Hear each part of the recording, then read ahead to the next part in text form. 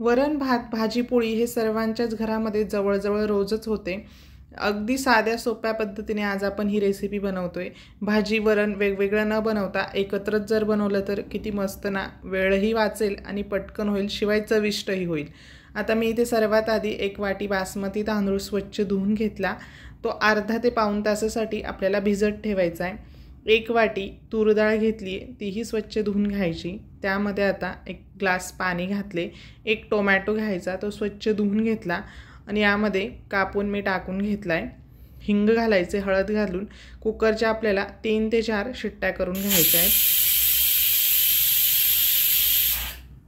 कुकरच्या शिट्ट्या होत आहेत तोवर आता 1 टोमॅटो घेतलाय, तो बारीक चिरून घेतला आणि 2 मीडियम साईजचे कांदे घेतले, तीही आपल्याला बारीक चिरून घ्यायची आहेत। 2 चमचे तेल घेतले, त्यात मोहरी जिरं घातलं, हिंग घालायचे आणि कांदा आता व्यवस्थित परतवून घेऊयात। कांदा परततोय तोवर मी इथे लसूण बारीक करून घेते। 10 ते 12 लसूणच्या पाकळ्या ठेचून घालायच्या आहे, म्हणजे चव छान येईल। 2 हिरव्या मिरच्या मध्ये कट करून यामध्ये टाकून घ्यायच्या। 1 चमचा लाल तिखट, अर्धा चमचा धनेपूड, पाव चमचा हळद घातली। मसाले छान परतवून झाले की यात आता टोमॅटो घालायचा। टोमॅटोवर मीठ घातले म्हणजे टोमॅटो पटकन शिजला जाईल आणि मसाले जळू नयेत यासाठी थोडेसे पाणीसुद्धा घातले। आता यावर झाकण ठेवून कमी आचेवर टोमॅटो छान शिजेपर्यंत 4 ते 5 मिनिटं झाकून ठेवायचे। तोवर आता मी इथे पालक कट करून घेते। पालक अगदी बारीक मी इथे चिरून घेतला। सर्व पालक आता यामध्ये टाकून घ्यायचा, व्यवस्थित मिक्स करून घेऊयात। पालक 3 ते 4 मिनिटांमध्येच व्यवस्थित मिक्स झालाय। डाळसुद्धा आपली छान शिजली, ती व्यवस्थित फेटून घेतली। आता डाळ यामध्ये टाकून घेऊयात।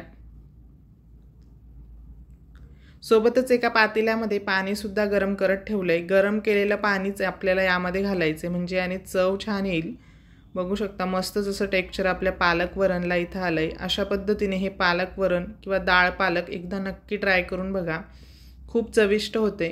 चवीनुसार मीठ घातलं, गुळाचा खडा घालायचा, व्यवस्थित मिक्स करून घ्यायचं आणि आता हे छान उकळून घ्यायचं। 4 ते 5 मिनिटं कमी आचेवर उकळत ठेवूयात।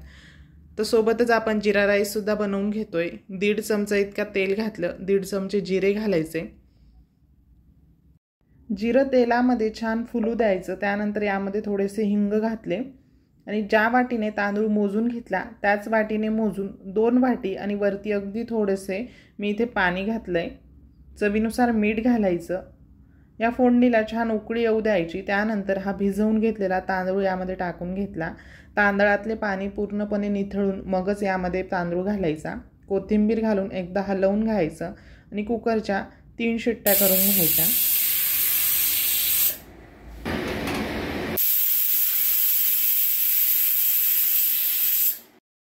आता कुकर पूर्णपणे थंड झालाय, त्याची वाफ पूर्णपणे निघाल्यानंतरच कुकरचे झाकण काढून घेतले।